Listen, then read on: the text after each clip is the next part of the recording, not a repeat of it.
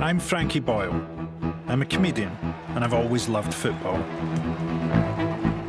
You've got a crowd in. It's like my first Edinburgh Fringe up there.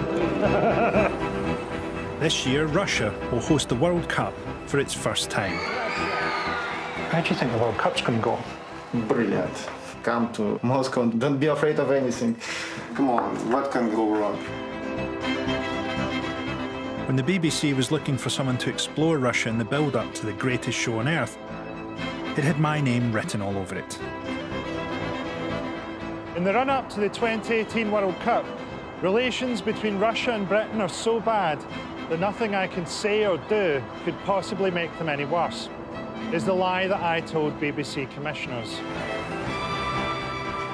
But there's one problem. I'm terrified of flying. So my 2,000-mile journey from Glasgow to Moscow relied on cars, buses and trains. Not the best way to navigate the largest country on earth. Нет, он говорит, на поездах ездит. А прилетали? Он прилетел? Я говорю, он на поезде ехал. А, на поезде? Да. Ох, нифига себе. But with Scotland not in this year's tournament, and worse still, England qualifying, how else can I enjoy Russia 2018? And discover a whole other world behind the World Cup. Turn you on like Bathsheba, then cut you off like Crimea. Meet my friend Vladimir. This is the sea. Oh, a wee bit of grey in the beard there.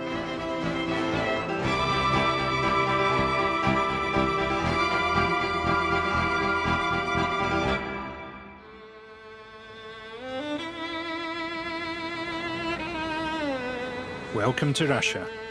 It's February, and here in Moscow it's minus 15 degrees. The view across this mighty city would be awe-inspiring, if only my eyelids hadn't frozen shut. That's me there, walking into a football stadium. It's enormous, but all I can think about is how terrible my breakfast was. The Luzhniki Stadium in Moscow is Russia's best-known venue and showpiece stadium. And on June the 14th, it hosts the first game of the World Cup finals, Russia versus Saudi Arabia. And that might be the last that we hear of the Russian national team, because at the moment, they're pretty terrible. They're currently ranked 65th in the world, 35 places underneath the Ukraine, which has got to hurt. Luzhniki was built in 1956, at the end of this snowy road. Once the centrepiece for Soviet sporting excellence, Luzhniki has also staged concerts for decadent Westerners like the Metallica, the Motley Crue and the Bon Jovi. In 2010, U2 played the Luzhniki Stadium in front of 85,000 people, making it one of the worst human rights abuses in Russian history. The playing surface of Luzhniki is bathed in state-of-the-art full-spectrum lights to keep the grass fresh and green during Moscow's 18-month-long winter. The stadium has more lights than a Glasgow cannabis factory. Not that I've ever seen one, or have one in my basement. Why are we even talking about this? Russia's overall expenditure in the World Cup might end up being $20 billion. And who's to say that these hugely expensive stadia won't provide a useful legacy? At least it seems that Russia intends to use their showpiece stadiums for football, unlike Britain, who gave ours to West Ham.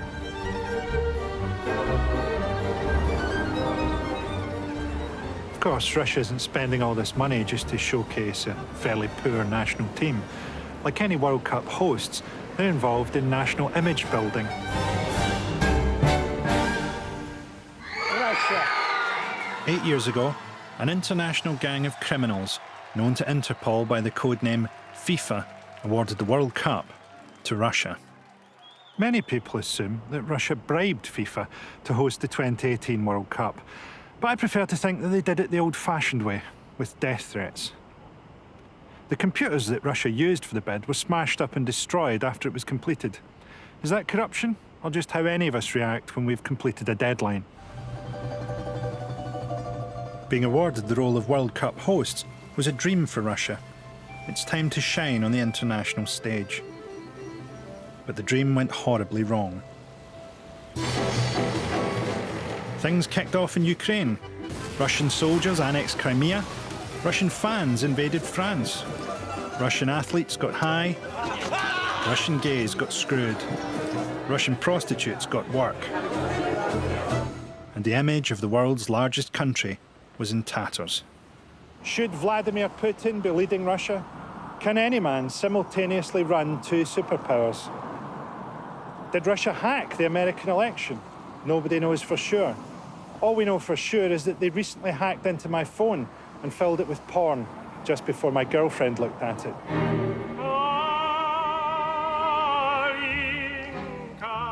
The 2018 World Cup is Russia's chance to put everything right, to give us all something to cheer about. This summer, Russia is hosting the biggest party on the planet and throwing open its doors to the world. Welcome to Russia. Welcome to Russia. Welcome to Russia. But can football change the face of Russia? I don't know, but I can promise you this. I'm going to have a half-hearted attempt to find out. Okay, good afternoon, students. So we're preparing for the World Cup. I'm at a World Cup training program at Russia's State Social University. It is very important for us in our country because it's such type of event that creates the positive image of the country. It's one of several World Cup courses being taught in host cities across Russia. 15,000 students are being coached on how to charm foreign guests and win over the Western media. So we need to be very polite, very friendly, very happy to see everybody in our country. It's the first time I've been in a class like this since the 3 years I spent at a Swiss finishing school. Most important thing is to smile. And also we shouldn't forget that some people who will come to the World Cup can speak Russian. So we should remember how to greet them in Russian. Frankie? Privet? No, we shouldn't say privet. No? It's like, no, we should say only good afternoon, good night. So, доброе утро. Доброе утро. Доброе утро. It's good morning.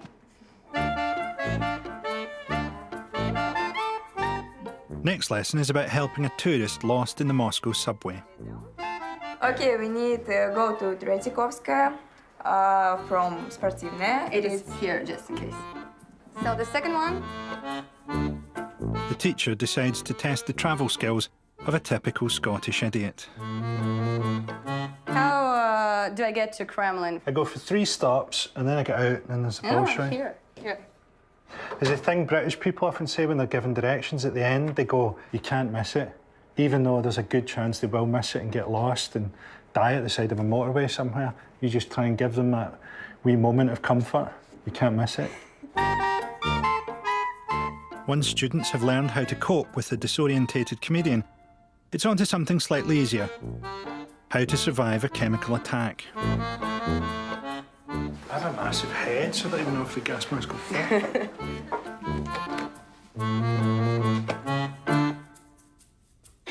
This is the first time I've felt socially at ease in my entire adult life. Take it off.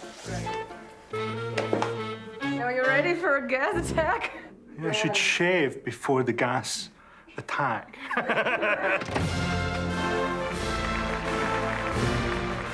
If all goes well, the 2018 World Cup will be one of the greatest triumphs of Putin's first 200 years in office. The only risk is that Putin's ego becomes so gigantically enlarged that he actually pops. From bottom of my heart, thank you. Putin is determined for the tournament to go smoothly, so he can rebuild a positive image of Russia and himself. I always like Vladimir Putin's image building, all these photos he does where he's getting presented with a puppy. Ice skating, fishing or something. His life's kind of like a 6-year-old's birthday party.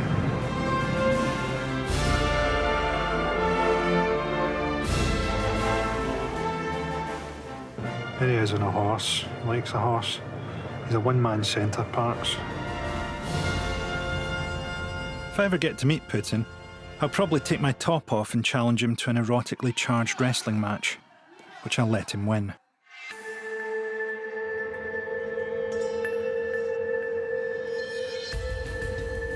To me, Putin is a fascinating and shadowy figure. He's a former officer in the KGB who has ruled Russia with an iron grip for almost 19 years, cracking down ruthlessly on any critics. Cartoonist. But to a lot of Russians, he's a genuine hero. Well, the door's locked. I've come to downtown Moscow to meet someone who thinks Putin can do no wrong. How you doing, man? Hi, guys. Sergey. Nice to meet you, man. Sergei Kalenik works in PR. He's also written a comic book portraying Putin as a daredevil martial arts expert.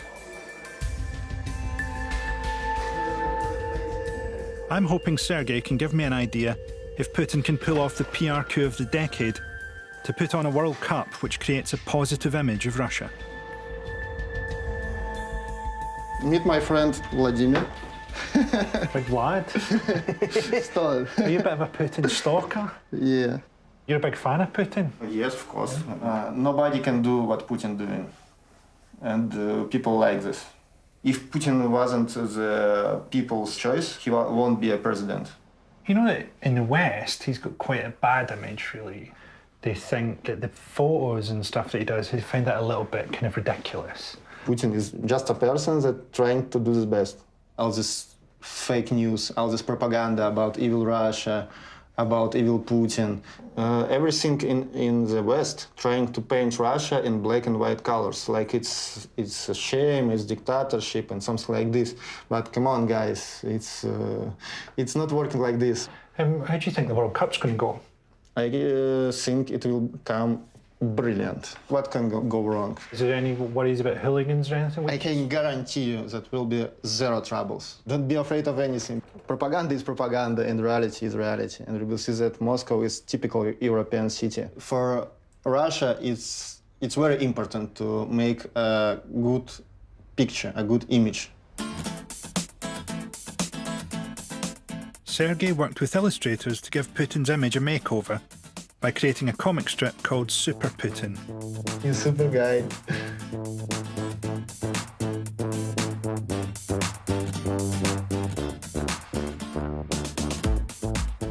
Super Putin is the protector of the nation's traditional values, fighting off an army of zombie liberals. The same liberals that actual Putin has been at ideological war with since he came to power. A key battleground has been Russia's less than liberal legislation around homosexuality. We have a different culture because in Russia culture we don't have such things of gays at all. We have. Well, you do have gay guys here. We have a guys that addicted to sex. It's not normal in culture to always say, "Come on, I'm addicted to sex." It's your local problem. You must understand, almost nobody in the world agrees with that. And it seems on the outside, I mean, other than in the Middle East or something. Yeah, but from the outside, that seems like a really intolerant position. Why? It's absolutely tolerant position.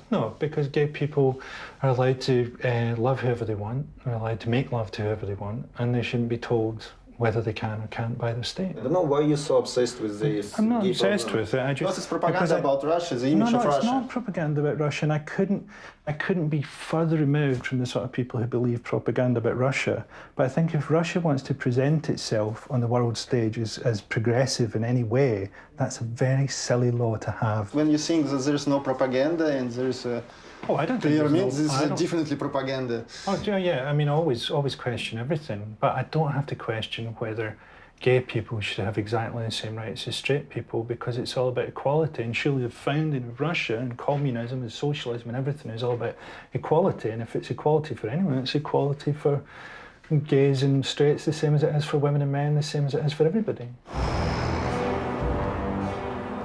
I'm shocked that Sergei has such an archaic point of view. It feels so at odds with a country that prides itself on being a wealthy and civilised superpower. Ever since David Hasselhoff brought communism to an end in 1991, society has changed radically and money has flooded in. Moscow is heaving with billionaires. For young affluent Russians, image is now everything. One of the most surprising things about Russia is that loads of cafes, loads of restaurants have this kind of hipsterish vibe about it that I thought was quite a London thing. Turns out it's not.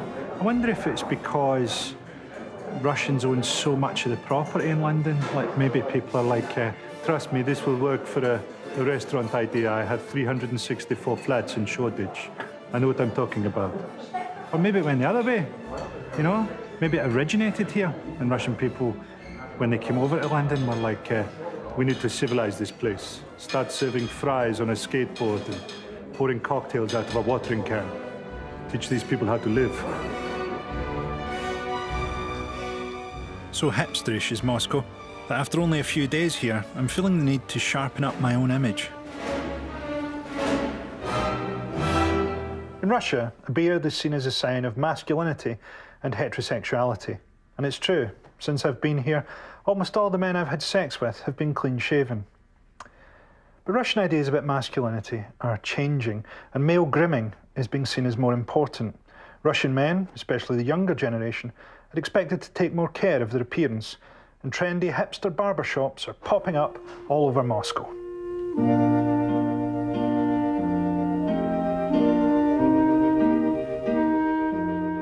What do you think you could do with this? Because I feel my beard is very untidy. Yeah. I feel my hair is very untidy. Yeah. And I feel my eyebrows are sort of like a dog that's on its way out or something. So I can help you.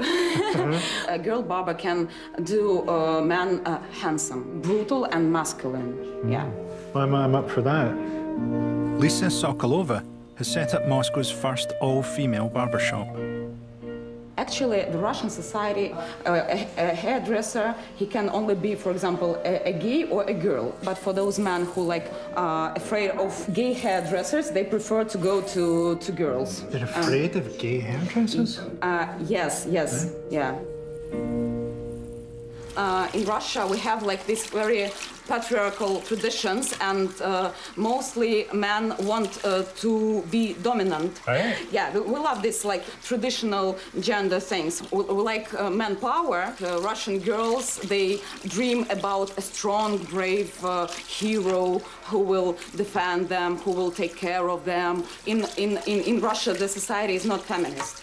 And I'm not a feminist myself, so I don't like all this like feminist bullshit. I think that I always protect men when somebody says that men are like doing something wrong, when they offend you or something. Really? So Russian men like to take care of women, and they don't want women to be like bosses. They don't want women to be in politics. They don't want women to be strong.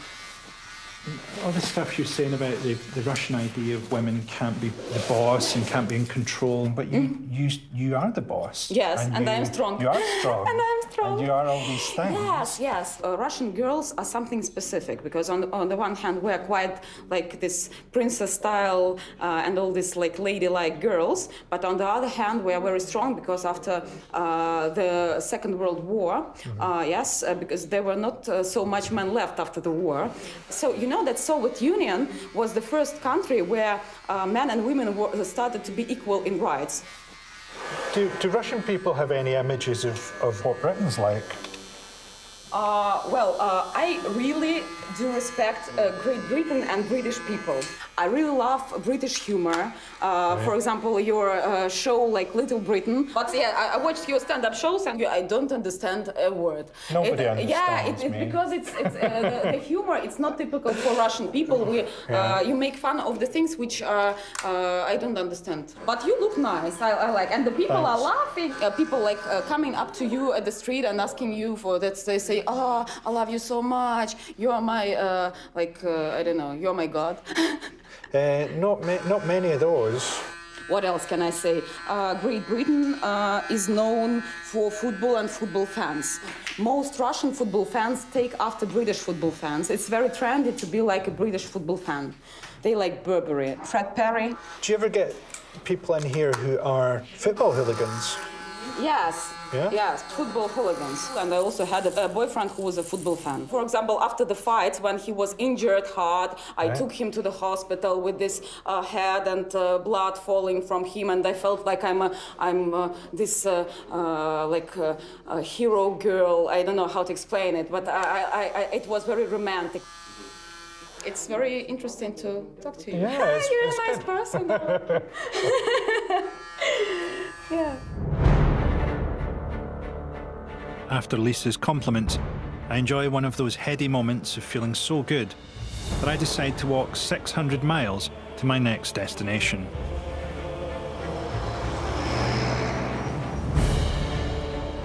But after 5 minutes, I'm so cold that I opt to take the train. The largest city in the south is Rostov-on-Don. It has a good football team and a reputation for some violent supporters.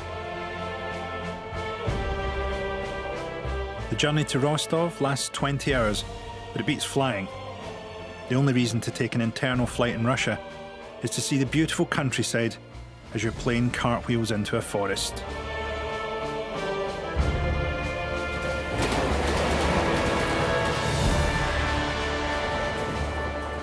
The train is also the perfect opportunity to relax and have a nap. But alas, I haven't had a wink of sleep in the last 14 years, which goes some way to explain some of my more serious psychological disorders.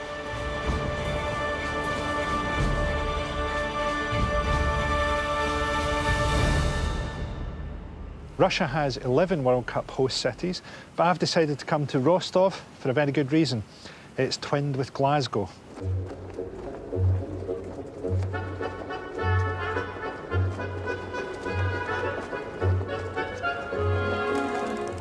The two cities have been twinned for over 30 years, but 5 years ago, after Russia passed an anti-gay law, Glasgow debated cutting ties with Rostov, a process known as Glexit, by absolutely no one.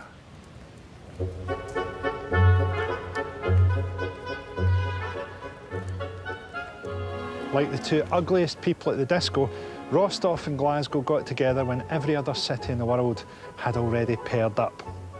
When Rostov and Glasgow were twinned, the sigh of relief from Mogadishu could be heard around the world.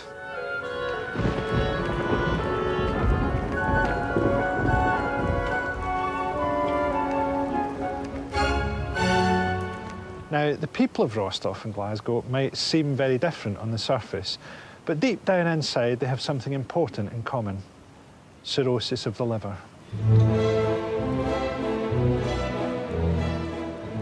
And the two cities share another passion: a square goal. Glasgow and Rostov-on-Don have both been listed as two of the top 10 most dangerous cities in Europe, according to worldatlas.com. In 2017, Rostov pummeled its way to number 1, with Glasgow a very creditable 9.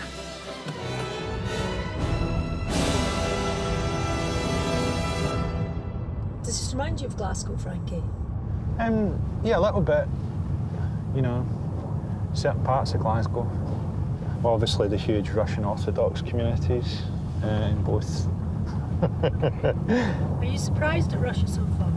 I'm sort of surprised by how nice everything is. Everything's in no way as kind of like decrepit as sort of our image of Russia is. You know, we have this idea of like something transitioning from the Soviet era into a modern era, but there's still all this kind of very old stuff, or that was my image of it. Whereas actually it seems very modern, and it seems to be growing, you know, so this town seems to be on the up. That's how it feels.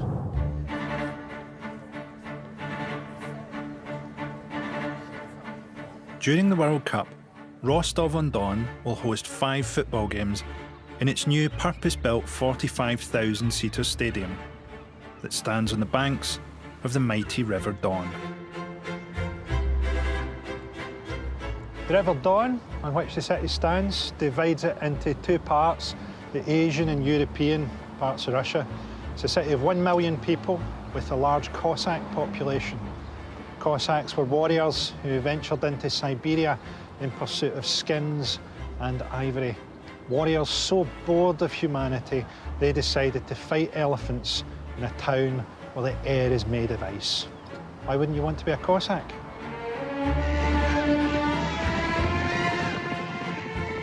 The Cossacks have a proud history, drenched in blood, vodka and horses. Around 700 years ago, they escaped from serfdom and fled to the Badlands of southern Russia, where they finally had the freedom to live a quiet life of plunder and pillage.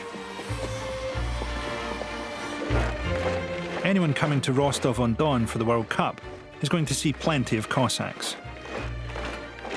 President Putin is giving them special powers as a kind of private police force, assigned to stamp out any antisocial behaviour.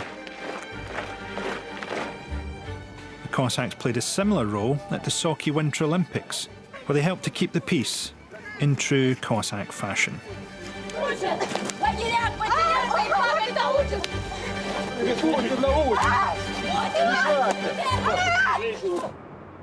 Of course, not all Cossacks are whip-wielding psychopaths. There are some of a more sensitive persuasion. Here's one, Max Ilinov, the rapper. Through his music, Max wants to show the more soft and gooey side of the Cossack lifestyle.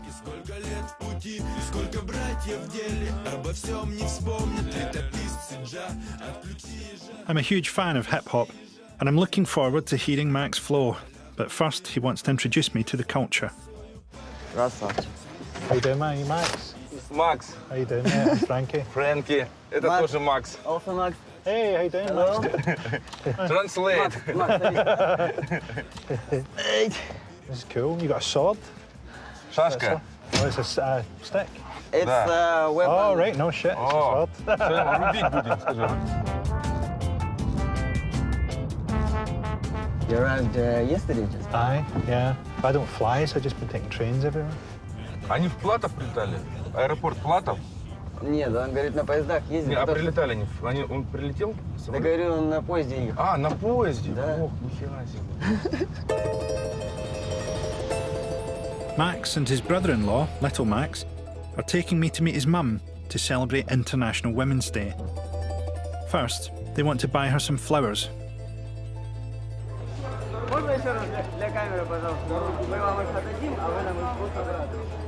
They've left their sword. They're not going to abandon us.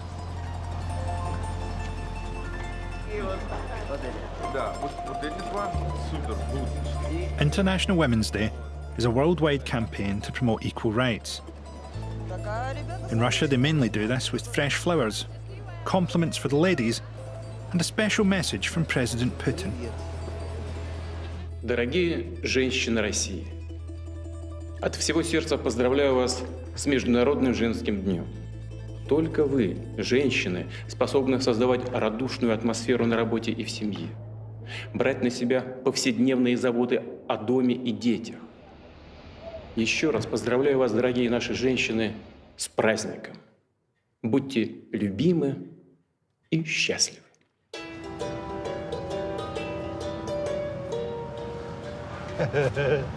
I don't think that guy's going to be a lot of use to women today. It's just...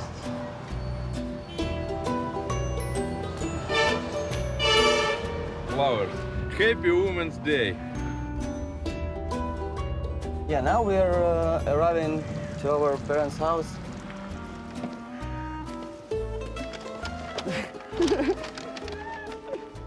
Here's my mother, Alexandra.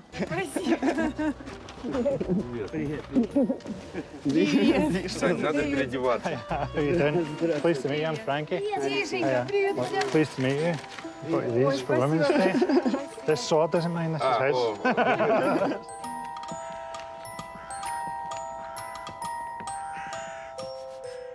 Cossacks pride themselves on being fierce with their enemies and soft with their friends. With cabbage and with liver. Liver and cabbage? Yeah, but maybe this is with the liver and this with the cabbage. Okay. But it's like vegetarian roulette. It's better to test to understand where what. Okay. Drink. Cossacks drink. Is it alcoholic though? No alcohol. Abricos. Apricot. That's really nice. Okay. Apricot juice and cabbage pastries, man. Yeah. Good. I drank too much when I was younger. I don't drink anymore. Yeah. I used up my goes. And you don't drink at all? Don't drink at all. No, not for Never? 20 years. Oh no, before I drank a lot. And Too much. so you will never. No, never again. Never again. Can you drink not too much and stop at all? No. Maybe That's exactly what I can't do. That was what I was weak at. Yeah. For travellers coming to Russia for the World Cup, there will be opportunities to enjoy this kind of Cossack hospitality. Some Russians will be renting out rooms during the tournament. This is my room. Oh, yeah. Rostov Celtic. Right, cool, man. Yeah, that's why, because I like football. But I suspect Max won't want any English fans to stay, in case they sniff out what he's got hidden in the basement. Here's the wine laboratory. It's the special secret room, like a safe. Yeah. Because here is a lot of wine. Oh, wow. There's enough homebrew here to strip the paint off the fourth bridge. Yeah, this is a lot. So the key from this place has only mother. Right. And she has it on the chest. Something tells me they know where Mum keeps that key. The end, Halloween. And it's starting to make me nervous. Так, Фредерик. Давай Фредерика сейчас позовем. Фредерик. Frankie. Frankie. Max a bit drunk. If you can't remember my name, I'm not standing with that sword.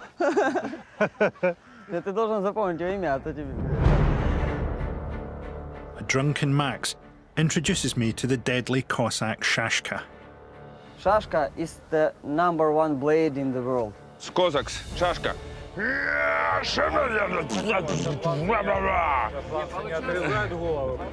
He will show you, and then I have a go. Я не буду рубить. Sure, yeah. Фрэнки, мы берем шашку. Скажи. There is a master class of Max. This cabbage is no match for Max and his shashka. With saber skills like these, the Cossacks helped the Tsars conquer Siberia, the Caucasus, and Central Asia in return for land, privileges, and booze. Okay. Не спеши. That was an untidy. Фрэнки. Да. A bit more strength, more power. Люба, казаки, Люба, ирландцы, Люба, Фрэнк. Okay. More passion.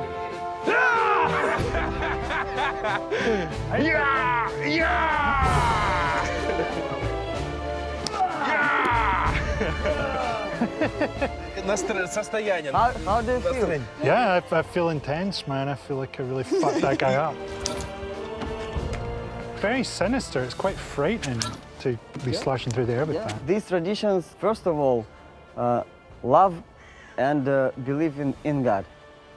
Then Then saber. Yeah, First then- love, then yeah, love doesn't work. if you come to us with love, we give you all the love. But don't mess with colleagues. Да.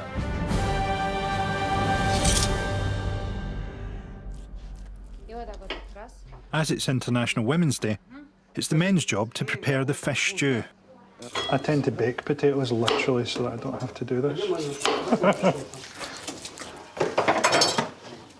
So a difference in skill levels here of food preparation. Так, и вот ту миску си.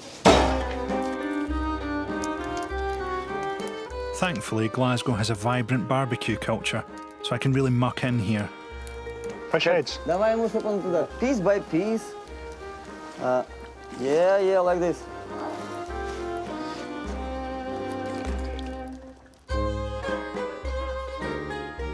Families here live in a strong hierarchical system, where the man's word is law. Царю небесный, утешителю души истины, и спаси, блаже души наша. Святый Боже, святый крепкий, святый бессмертный, помилуй нас. Приятного аппетита! Прошу за стол. Будем мы всем вам рады, и наш дом, You're always welcome. ваш This дом, house, будем дружить. this house is your house. Friendship and love is the most important things in the world. И за это хочется... And we want to drink about this. Это... Люба! Люба!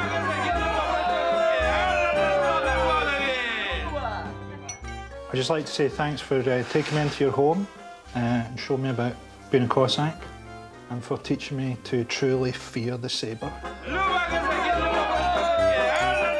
It's another round of homebrew vodka for the men and apricot juice for me and the women. I'm starting to warm to the Cossack life. Maybe I should get myself a shashka and a wife and a cabbage and settle down here. Get back on the vodka, stab a few pumpkins, go full Cossack. Why not?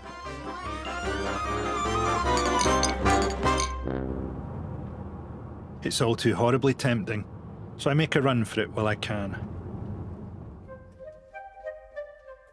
Rostov-on-Don is close to the border with war-torn eastern Ukraine, a country that Russia invaded 4 years ago.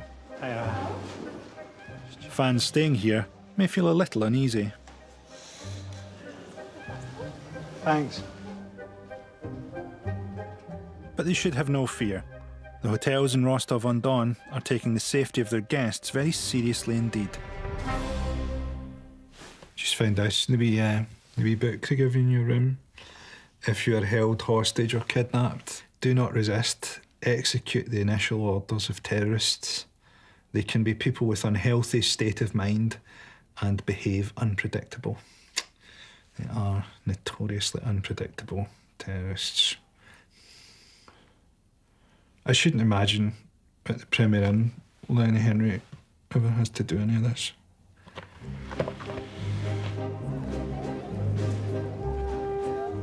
After another sleepless night, I go for a psychotic amble through the streets of Rostov.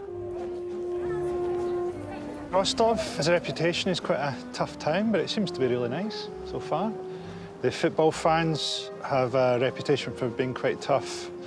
There's a big game against Zenit tomorrow, which is supposed to be a bit of a grudge match. We'll see. FC Rostov are the underdogs of the Russian Premier League.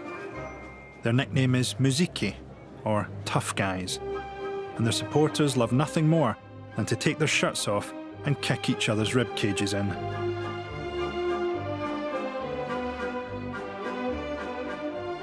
Here's a pack of Rostov fans squaring off against Moscow Lokomotiv, like two jellyfish trying to mate.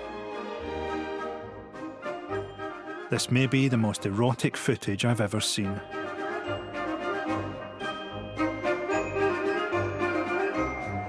Hooliganism has been a blight on Russian domestic football for decades. It became an international problem when Russian fans ran riot in Marseille at the European Championship 2 years ago.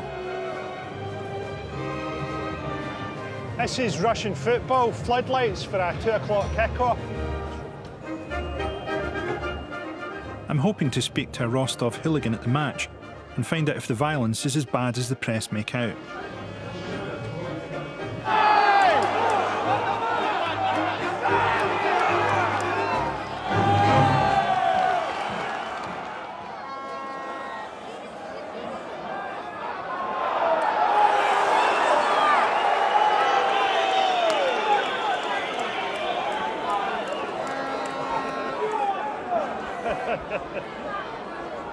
The Rostov number 9 is amazing, and the Rostov number 12 is terrible. And he keeps kind of putting him through a goal, and he keeps missing, so tension's building in this stand.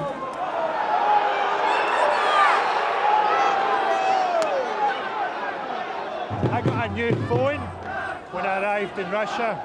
I bought it from a shop, but it's obviously like a stolen phone. that belong to a middle-aged lady, because I keep getting like WhatsApps through of other middle-aged ladies. They're like showing this woman the new jumper they've got, or things like that, man. I feel really bad.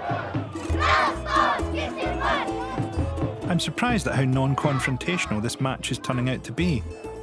Where's the famous violence? I feel a bit like Danny Dyer having built this up as a big kind of like grudge match with hooligans and things, because it feels like a real kind of family-friendly vibe, and they've got loads of kids about. This isn't what I was expecting. Has Rostov's reputation for violence been overstated? Or could there be other reasons behind the friendly atmosphere? It was time to speak to my director. So, any progress on getting this hooligan to interview? Well, we've done everything. Nobody's doing it. They're not letting us.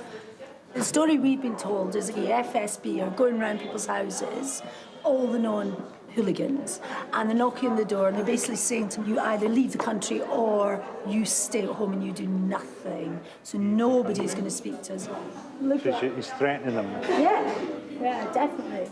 The hooligans also really don't like the BBC. You don't like the BBC? No. They do not like the BBC. I don't blame them.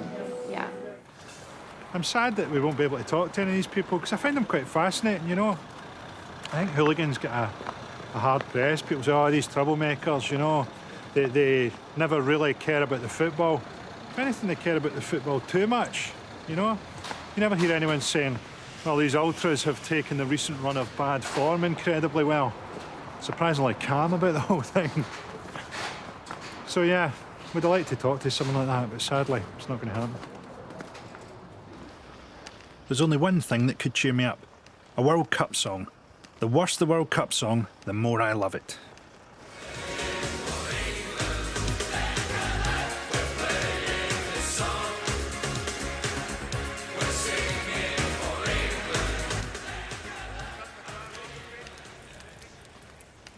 My Cossack friend Max is writing an unofficial World Cup song for Russia, and today he's asked me to help him out. It's a terrifying building. If this was a computer game, you'd be like reloading before you went round this corner. Sань? The bleak climb up a desolate stairwell has got me in the zone for some game-changing Cossack rap. Max is rapping about the World Cup, and I've tried to rap about Russia and Cossacks, but I don't really know anything about either of those things, so it could be interesting.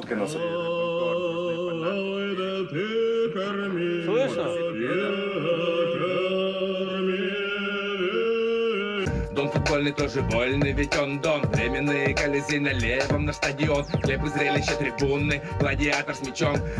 Все делают волну, волна как шторм. На финальную игру прут армады, вечный спор. Проигравшие эскадры, рыбам корм. Дружные фанаты переходят Рубикон. Войне! Войне!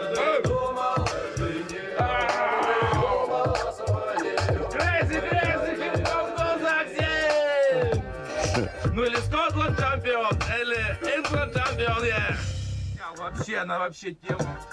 Вот, то есть туда сейчас пойдем, наденешь и спокойно. Wait, can I hear what the beat? Подожди, что он говорит сейчас? Can I hear where the beat comes in? Да, вот смотри.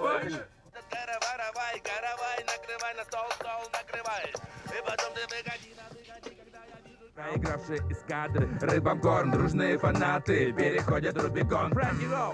Фрэнки, тут Фрэнки уже. A Cossack and a Bossack on a composition like Dvorak. Frankie, please near to me. Ближе? Oh, near to the mic. I've never rapped over a beat before, so it's fucking quite difficult. Фрэнки? Подожди.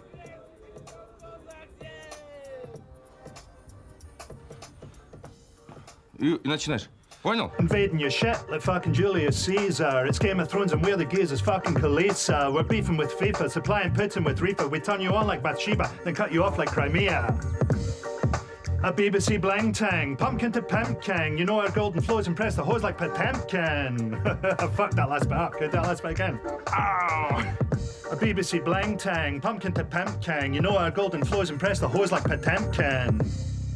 Wow, very good. Cheers, man. Frankie, вообще. That's the first time I've done that, man. That's my first time. Да, Фрэнки, вообще супер.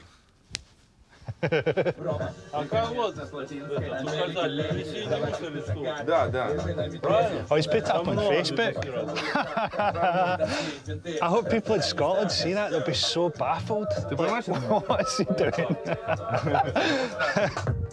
Invading your shit like fucking Julius Caesar. It's Game of Thrones and we're the gears is fucking Khaleesa. We're beefing with FIFA, supplying Putin with Reaper. We turn you on like Bathsheba, then cut you off like Crimea. BBC blang tang, it's not feeling. You know our golden flows like Potemkin. I've never done something and felt less nailed it.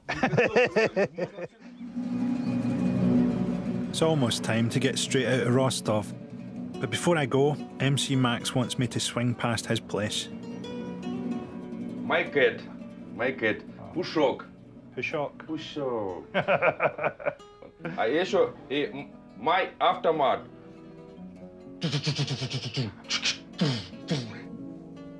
Вот тоже my picture.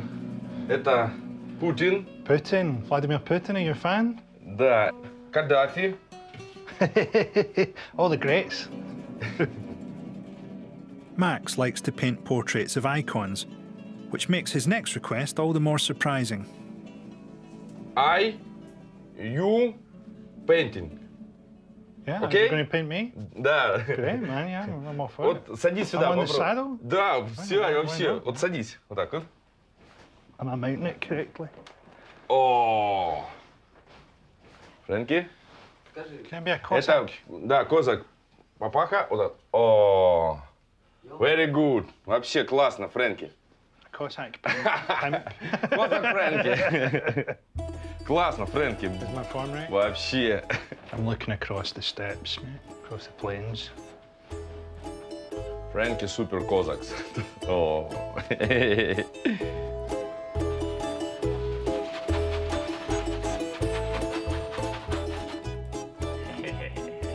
Max will be exhibiting his paintings for tourists during the World Cup.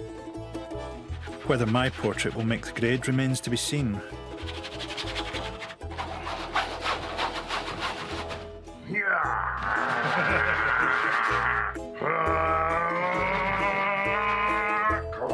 Action painting.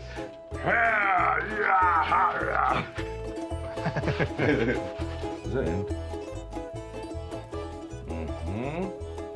Ba-ba-ba-ba-ba-ba-ba-ba-ba-bam. I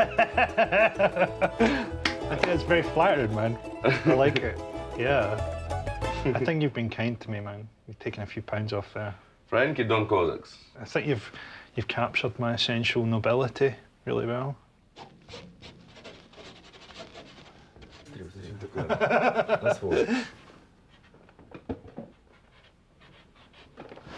I've put love to you, Max, my Cossack pimp king. Frankie, спасибо. Спасибо. At last I've found my rightful place on this earth, snuggled in between these two legends. My experience in Rostov-on-Don suggests there'll be no violence at the World Cup, no matter how much England fans richly deserve it.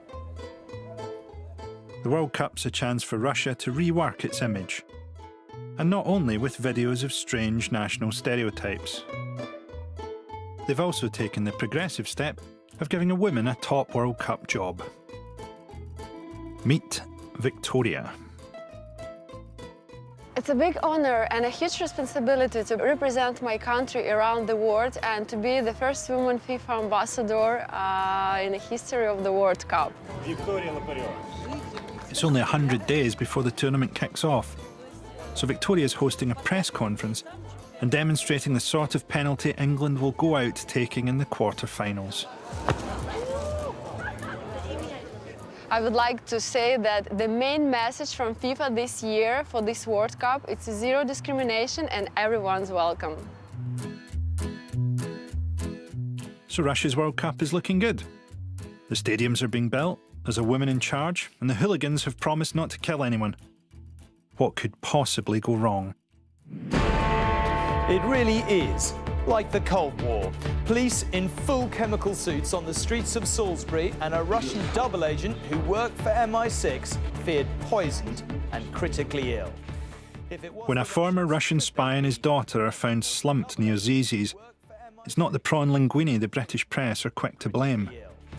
If it was the Russians, could they be any more blatant? This diplomatic incident between Britain and Russia is heating up at home. MPs today are talking about trying to take the World Cup away from Russia, as if British MPs have any influence over that. It's sort of like a branch of TIRAC trying to decide what the scheduling of the Eurostar is or something. It's just all going to happen anyway. So this guy, Patrick Winter, he's saying Putin wants oligarchs out of London. I mean, the attack wasn't even in London, but I don't think oligarchs go to Zizi's, which is where this happened. It is now clear that Mr. Skripal and his daughter were poisoned with a military-grade nerve agent. The government has concluded that it is highly likely that Russia was responsible. We don't know who did this yet. Maybe it was Russia. It's quite possible it was Russia. Maybe it was Britain. Maybe it was someone else. To be honest, a guy nearly dying on a bench outside Zizi's, that's got British workmanship written all over it. Anglo-Russian relations quickly plunge into their sorriest state since Litvinenko ordered a sushi platter. And the accusations fly. It is tragic that President Putin has chosen to act in this way. I think anyone with common sense understands that it's nonsensical for Russia to do such a thing before the World Cup. It's just crazy. With Britain and Russia on the verge of World War III, I'm starting to feel a wee bit twitchy. What if the secret services are following me? How do I even know what they look like? Maybe it's her, working undercover. Maybe it's me. We're out filming today. Everyone in the crew's getting messages from home, contacting us all, going, are you safe? Is it safe out there? Britain has expelled 23 Russian diplomats and the royal family aren't going to the World Cup. I think Russians' attitudes to royal families is ambivalent at best.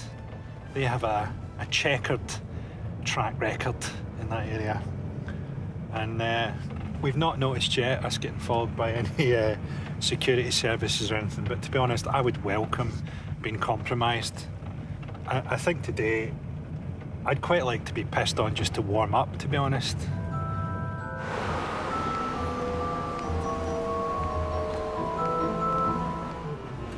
With relations between Russia and Britain at the worst they've been in decades, this is not the best time for an opinionated Scotsman to broadcast his views here.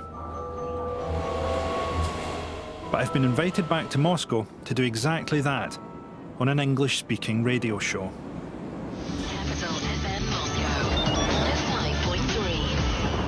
Welcome back to Capital Sports here on Moscow's Capital FM. I'm Alan Moore, and here with me today, I am very, very happy to say we have the man and the legend, Mr. Frankie Boyle. Frankie, welcome to Capital FM. Alan Moore is a top Irish sports journalist who's worked in Russia for 10 years. Today he's asked me on his weekly show, so long as I only talk about football. What's your first World Cup memory? What's the first World Cup you remember? Oh, that's a good one. I remember the Hand of God thing, obviously, in '86 really well. Of course, the Hand of God has haunted England ever since, because it was 20 years after they won the World Cup at home. Is that then karma paying England back, that they're not going to win the World Cup ever again? I think if it's karma for the British Empire, I think the team playing is going to crash into an oil refinery on the way here. I mean, there's no way it's enough for what they've done. Okay, we'll move on very quickly. But try as we might to change the subject, the Salisbury spy scandal just won't go away. Particularly when Boris Johnson tiptoes in, cross between a head injury and an unmade bed. A malevolent baked Alaska, accusing Putin of turning the World Cup into a propaganda exercise. Yes, I think the comparison with 1936 is is certainly right.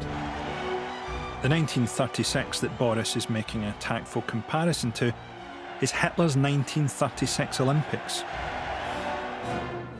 A comparison that makes absolutely no sense to Russians.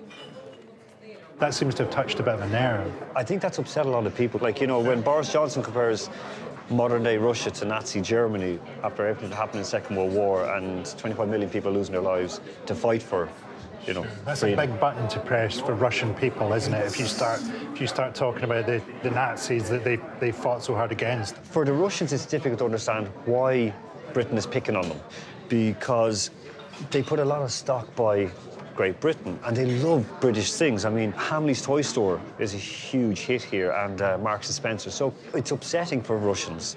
I think it's kind of unfortunate, a lot of what's going on.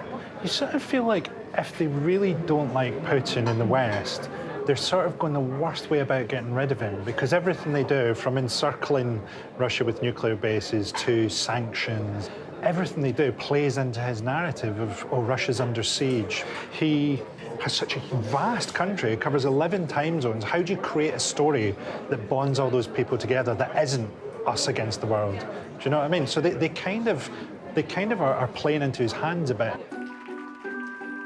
Are we in the West playing into Putin's hands? Have we been seduced by his rugged outdoorsman masculinity? Do we even subconsciously desire to be sexually dominated by him?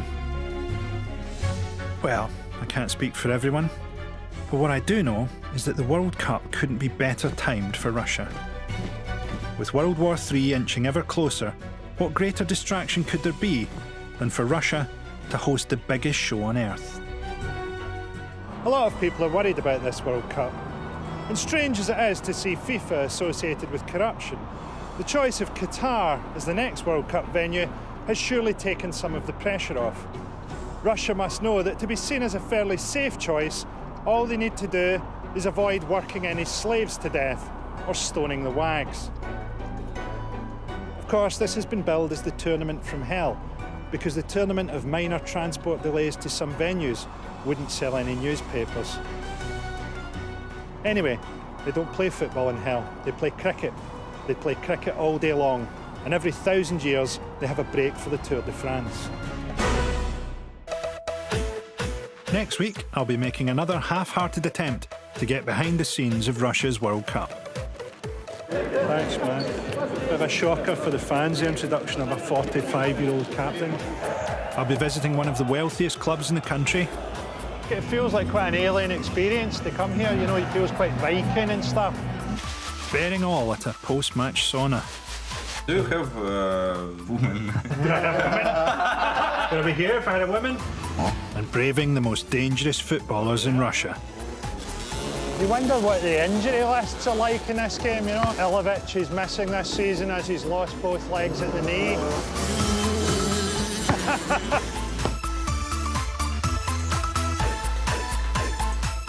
If that wasn't enough Frankie Boyle for you, head over to iPlayer for Series 2 of New World Order. And next here on BBC Two, we've a double bill of Atlanta.